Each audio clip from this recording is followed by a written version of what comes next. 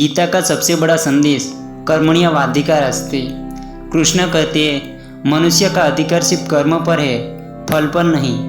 आज हम मेहनत से ज़्यादा नतीजों की चिंता करते हैं, जैसे परीक्षा में पास होंगे या नहीं, बिजनेस चलेगा या नहीं, यूट्यूब चैनल ग्रो होगा या नहीं। लेकिन कृष्ण सिखाते हैं अगर पूरी निष्ठा से कर्म किया तो फल अपने आप मिलेगा। अर्जुन युद्ध से डर गया था, हार जीत की चिंता में।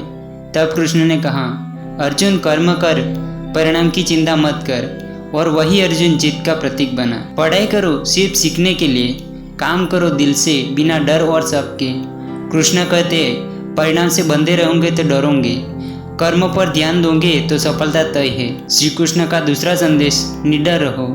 जब कौरवों की सेना देखकर अर्जुन का हाथ कांपने लगे तब कृष्ण बोले, योद्धा का धर्म है लड़ना, डर तुम्हें कमजोर बनाएगा।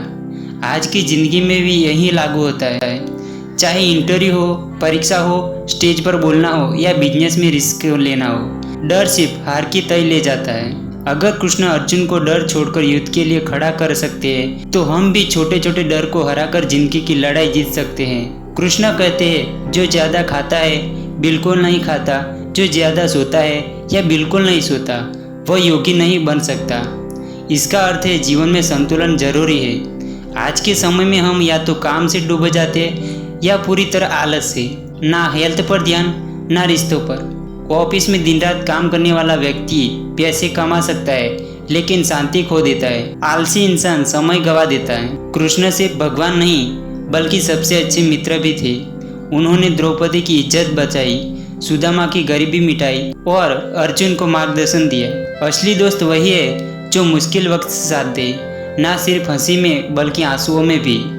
अगर आप किसी के दोस्त हो तो श्री कृष्ण जैसे बनो, और अगर गुरु हो तो ज्ञान देने में पीछे मत हटो, क्योंकि सच्चा रिश्ता वही है जो संकट में काम आए। श्री कृष्ण ने कहा, जो जन्म है उसका मरण तय है और जो मरा है उसका जन्म तय है। उसका अर्थ है जीवन में परिवर्तन शाश्वत है।